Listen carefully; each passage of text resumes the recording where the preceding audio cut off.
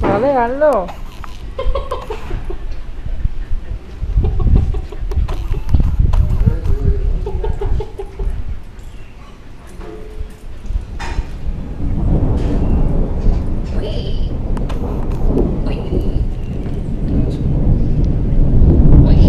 Tienes que hacerlo alto ya. ¿Qué?